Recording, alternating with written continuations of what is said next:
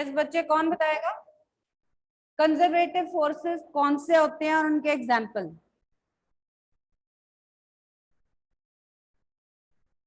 Yes, anyone? What are conservative forces and give the examples as well. Anyone?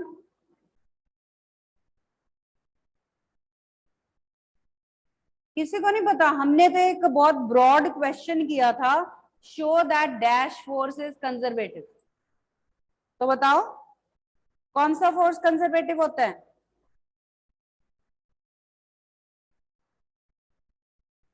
बोलो।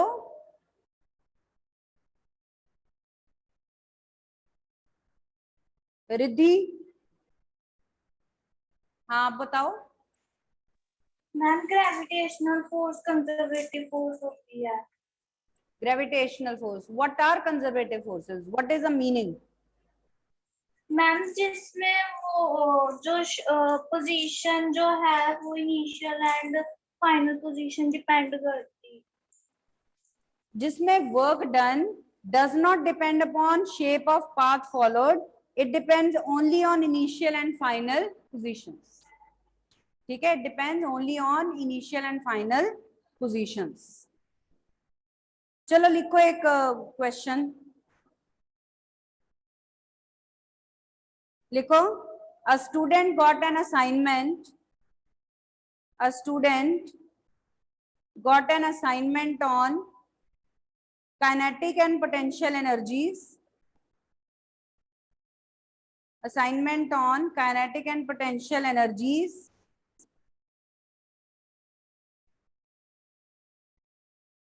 of a body of mass 2 kg, of a body of mass 2 kg falling freely through a height of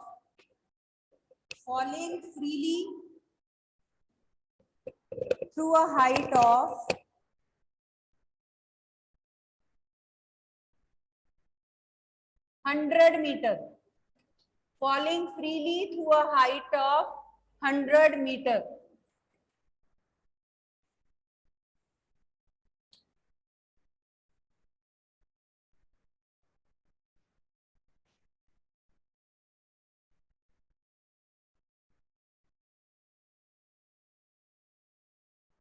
On the way to school next day,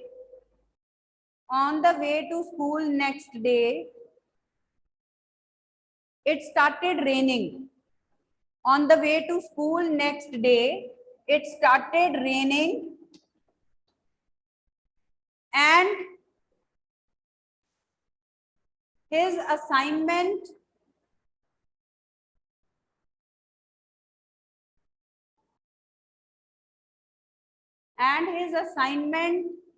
pages were drenched.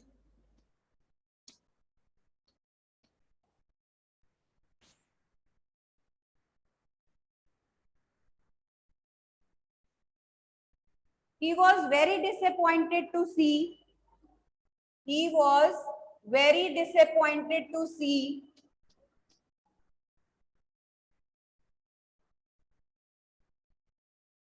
the misprints in his assignments.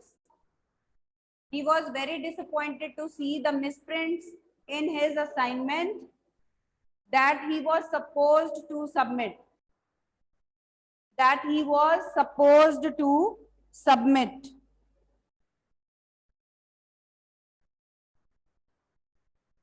Help him complete his assignment.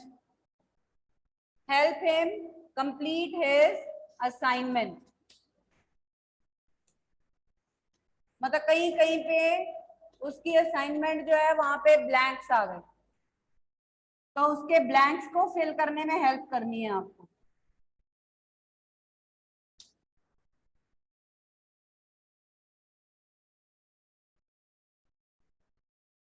बनाओ, शुरू करो, table बनाना शुरू करो।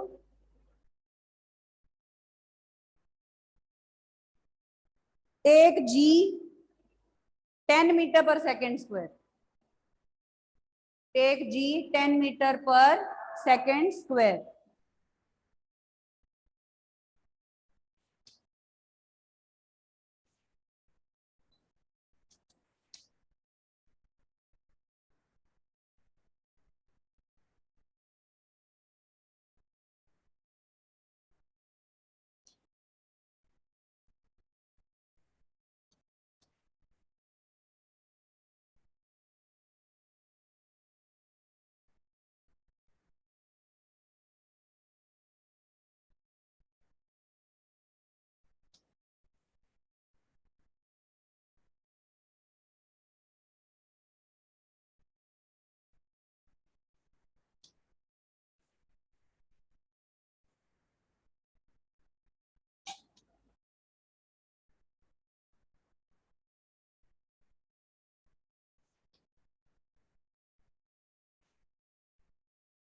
चलिए table complete करिए अब। Very simple.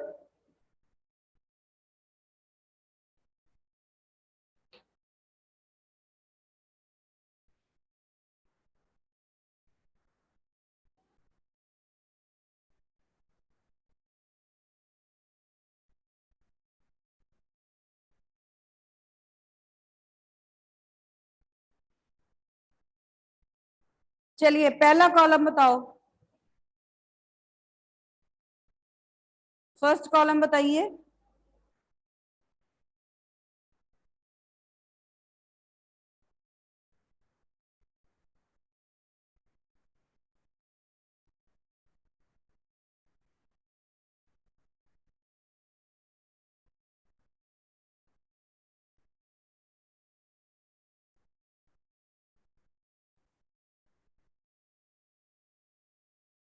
Raise hand.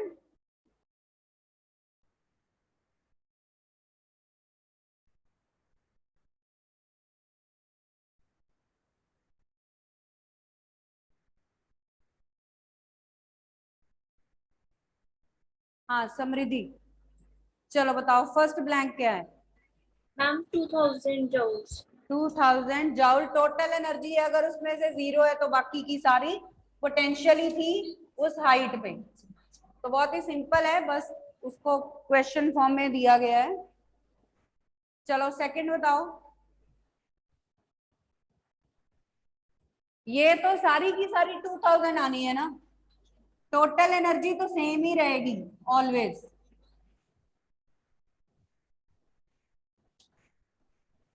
Total energy is going to remain the same always. Yes next कौन बताएगा, यहाँ पे क्या आएगा नेक्स्ट, हु विल टेल।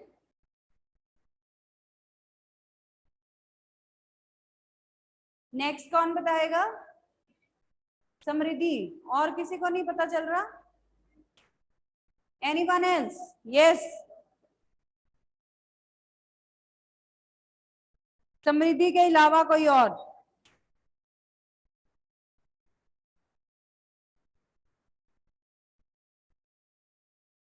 बताओ, अरे बच्चे हैंड रेज करिए, ये तो बहुत सिंपल है।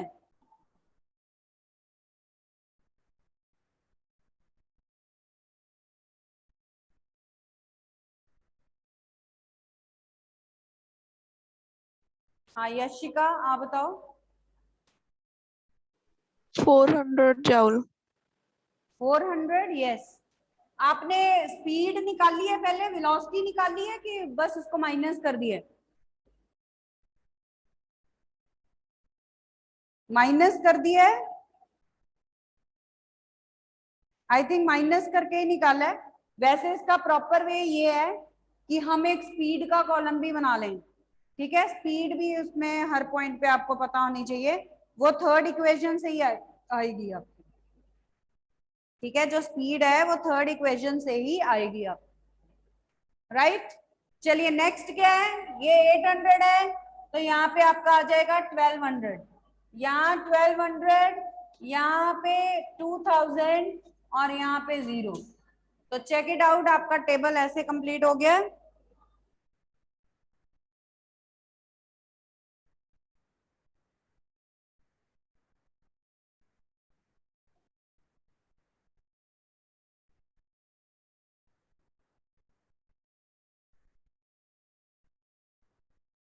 इसका सेकंड पार्ट है, ये केस स्टडी क्वेश्चन है ना, एक पार्ट हो गया कि हमने उसकी असाइनमेंट कंप्लीट कर दी। Second part, can kinetic energy of a system, can kinetic energy of a system be increased or decreased? Can kinetic energy of a system be increased or decreased without applying any external force on the system? Without applying any external force on the system.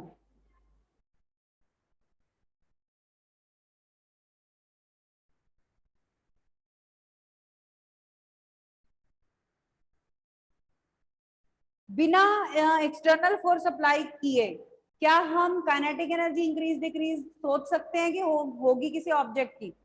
If yes then give example, if no then tell me. Yes, anyone? बच्चे you have to participate in this discussion. These are all simple things, but you need to give your comments also. Yes, bolo, what do you say regarding this? Can kinetic energy be increased or decreased by without providing any external force? Yes, Samriddhi? No. No. Why? No के yes? Ma'am no. कैसे? Reason क्या ma'am दोगे? अगर जब तक हम external force नहीं लगाएंगे तो वो मूव नहीं करेगी, अगर मूव नहीं करेगी तो काइनेटिक एनर्जी इंक्रीज या डिक्रीज होएगी। For example in the explosion of a bomb, हम जब बॉम्ब को एक्सप्लोड होते हुए देखते हैं, that is the result of internal forces alone. तो इंटरनल फोर्सेस होते हैं उसमें, तो हम तो देखते हैं कि बॉम्ब तो दूर जाके गिरता है, उसकी काइनेटिक एनर्जी इंक्रीज हो जाती है, ठीक है ना, उसकी केमिकल एनर्जी काइनेटिक एनर्जी में भी कन्वर्ट होती है।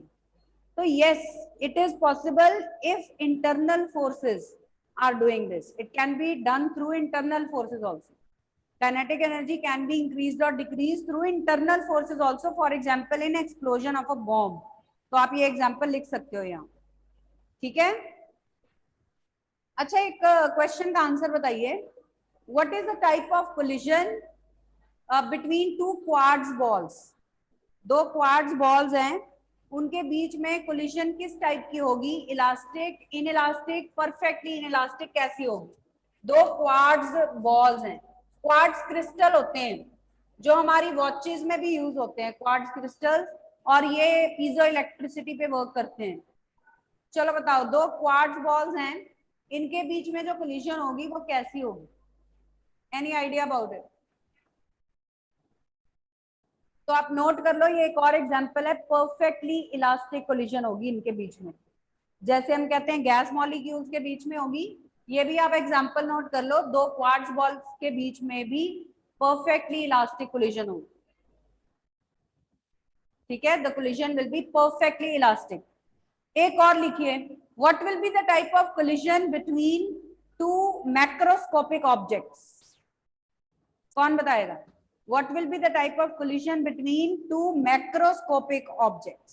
मैक्रोस्कोपिक, या जैसे टेबल है, चेयर है, ये सारे मैक्रोस्कोपिक हैं, कार है, स्कूटर है, ये सब मैक्रोस्कोपिक ऑब्जेक्ट्स हैं जो लार्ज साइज के हैं। इनमें जो कोलिजन होगी वो कैसी होगी? किस टाइप की कोलिजन होगी? बच्चे से समथिंग, ऐसे नहीं काम चलेगा चुप करके। दिवांशी आप बोलो, what type of collision will take place between two macroscopic objects? Divanshi बोलो।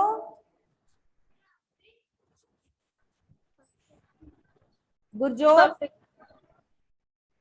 हाँ बोलो। Gurjot, you speak. Gurjot, you speak.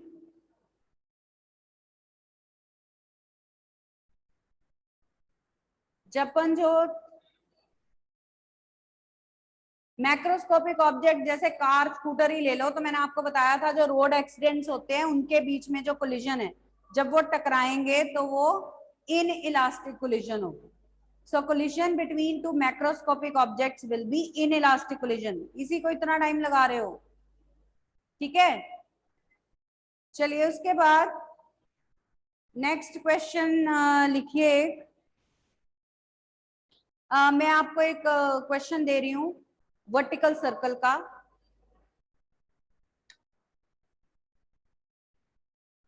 Who will tell me what is the velocity at the lowest point? हमने एक लोएस्ट पॉइंट लिया था, एक हाईएस्ट पॉइंट लिया था। What is the velocity at the lowest point and what is the velocity at the highest point? कौन बताएगा मुझे? Yes.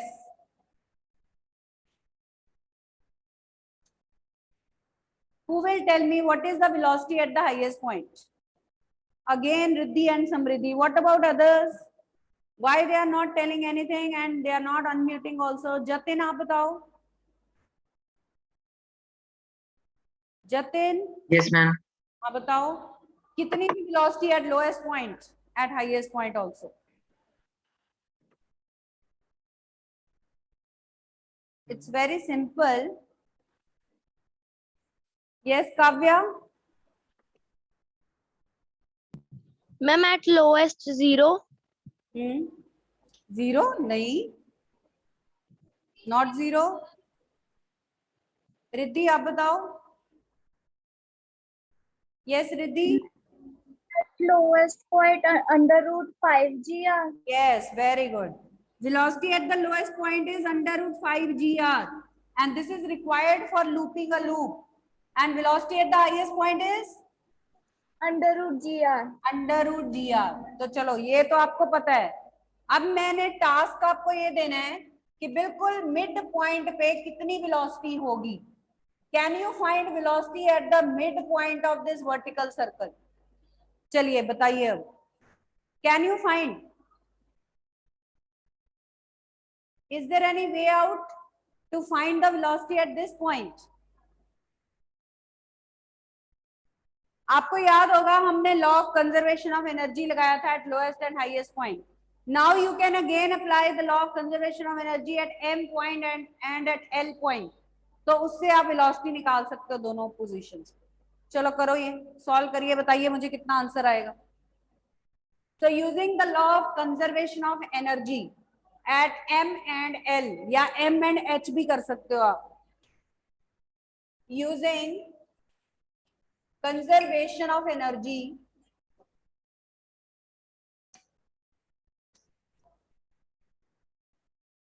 at M and L points, total energy at M point is equal to total energy at L point। ठीक है, अब values put कर देते हैं। Kinetic energy at M point half M VM square, potential energy mgh, वहां पे height कितनी है? r हाइट है, ये बिल्कुल सेंटर में है।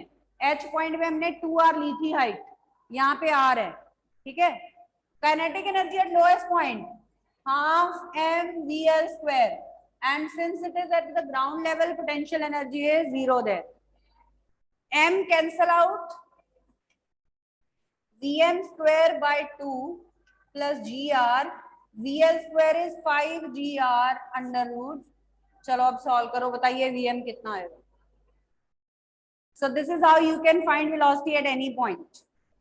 So the way is you can use the law of conservation of energy। चलिए अब आंसर फाइंड आउट करके बताइए मुझे।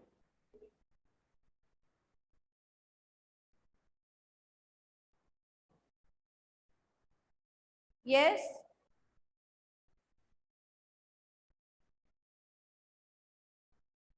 जिसने आंसर फाइंड कर लिया रेज हैंड।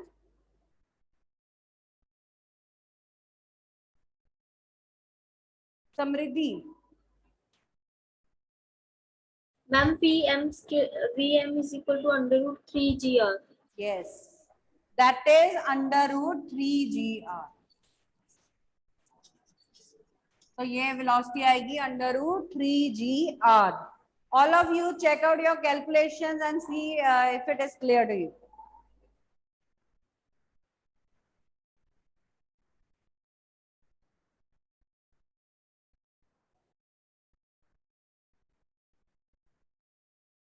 चलिए next, what is the relation between kinetic energy and momentum? कौन बताएगा? डायरेक्ट रिलेशन, फॉर्मूला आपको पता है, पर डायरेक्ट रिलेशन बताइए. What is the relation between kinetic energy and momentum? Relation between kinetic energy and momentum बताओ. चलो डिराइव करते हैं.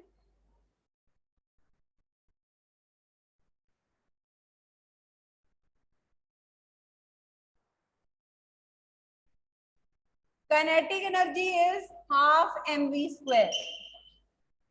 Multiply and divide right hand side by m.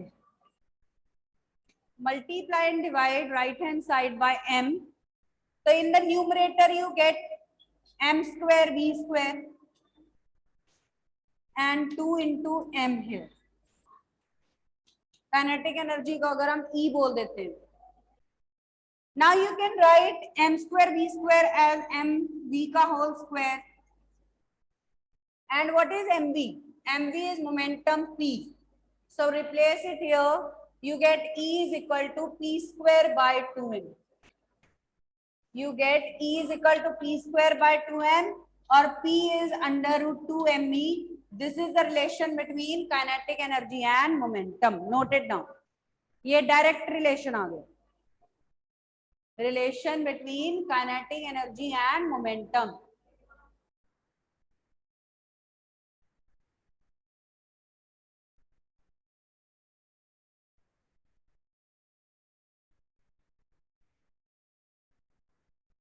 ठीक है, कोई डाउट है इसमें?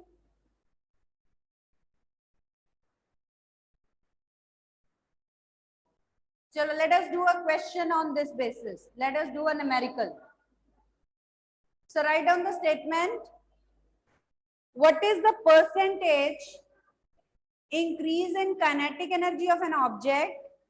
What is the percentage increase in kinetic energy of an object whose momentum increases by 20%? What is the percentage increase in kinetic energy of an object whose momentum increases by 20%? Whose momentum increases by 20%? Whose momentum increases by 20%? तो हमें kinetic energy में निकालना है, momentum में दिया हुआ है. तो ओरिजिनल मोमेंटम है under root 2me. Original kinetic energy है under root 2me.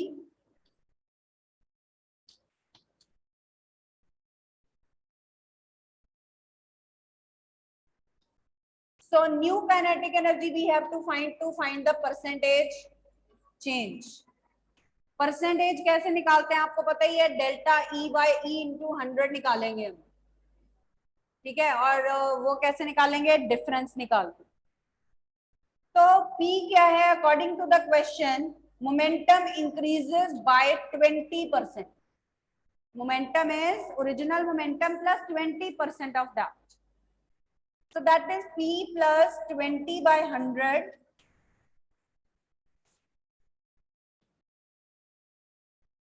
Six P by 5. ये आपकी P डैश आ गई 6P by 5. इसको पुट कर देते हैं in equation number 2. Put in 2.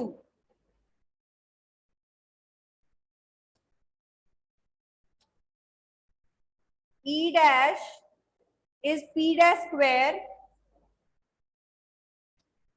over 2m. E dash is P dash square over 2m. हमने put कर दिया. ये आ गया 36 by 25 times P square by 2m. और from equation number 1 P square by 2m is E. तो 36 by 25 E आ गई आपकी new kinetic energy. Any step if it is not clear you can ask. इनमें से कोई स्टेप नहीं clear हुआ तो पूछ सकते हो. चलिए आगे देखिए, percentage increase in kinetic energy, E dash E minus E dash over E into 100, मतलब कि delta E by E। Put कर दो value, E minus E dash minus E कर लो, क्योंकि नेगेटिव नहीं आना चाहिए ना।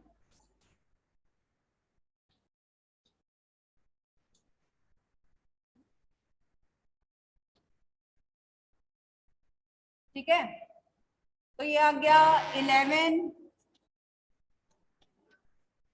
by 25 into 100, so that is plus minus 44%. So kinetic energy increases by 44%. So have a look at the whole question. If percentage increase in one of them is given, you can find the other, and corresponding percentage error also you can find. So that is plus minus 44%. Any doubt in any step? You can ask. Is there any doubt? अब same way reverse अगर हो वो भी आप निकाल सकते हो। अगर आपको इंक्रीज इन काइनेटिक एनर्जी दी हो तो आप मोमेंटम में परसेंटेज इंक्रीज निकाल सकते हो। तब आप फॉर्मूला यूज करोगे P is under root 2 ma, फिर P डैश निकालोगे, फिर delta P by P into 100 निकालो। ठीक है, तो एक तो इस टाइप के क्वेश्चंस हैं।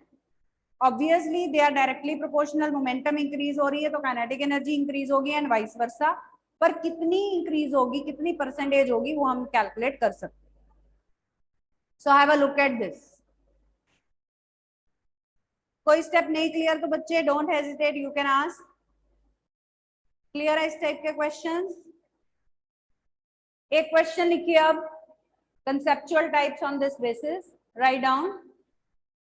ये आपको मैंने पहले भी करवाया हुआ है, पर तब हमने ये डायरेक्ट फॉर्मूला यूज नहीं किया था, अब आप यूज कर सकते हो। लिखो, a heavier and a lighter object, a heavier and a lighter object have same kinetic energy, a heavier and a lighter object have same kinetic energy, which of them will have same kinetic energy, which of them will have smaller momentum, किसकी momentum कम होगी? Kinetic energy same है, which of them will have smaller momentum? तो kinetic energy same है, ठीक है। एक हम heavy object ले लेते हैं, एक स्मॉल लाइटर ऑब्जेक्ट ले लेते हैं, तो इनकी according to the question kinetic energy same है, half mv square is half mv square। यहां से आपके पास आ गया v by v is under the root m by m, मतलब v square by v square आ जाएगा m by m, तो v by v आ जाएगा under root m by m। First step is clear. एक और स्टेप लिख लो बीच में if you want to right.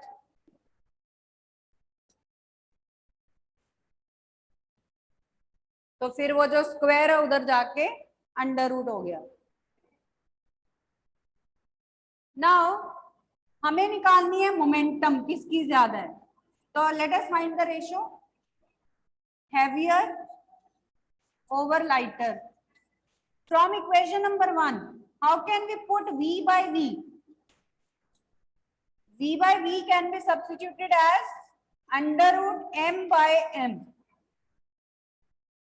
Further इस m को आप लिख सकते हो under root m into under root m।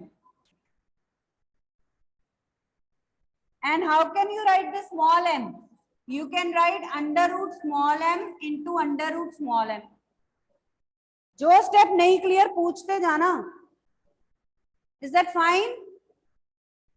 अब ये एक under root m cancel out, एक और हो गया, तो you are left with p by p is under the root m by m, and we know because capital M is obviously greater than small m, ये इससे greater है तो ये इससे ग्रेटर होगा, therefore heavier body की momentum that is more than momentum of lighter body, that is more than momentum of lighter object. तो इसका मतलब किसकी मोमेंटम स्मॉल है, lighter object has smaller momentum, ठीक है, so that means lighter object has smaller momentum, this is our answer. देख लो ध्यान से, lighter object will have smaller momentum.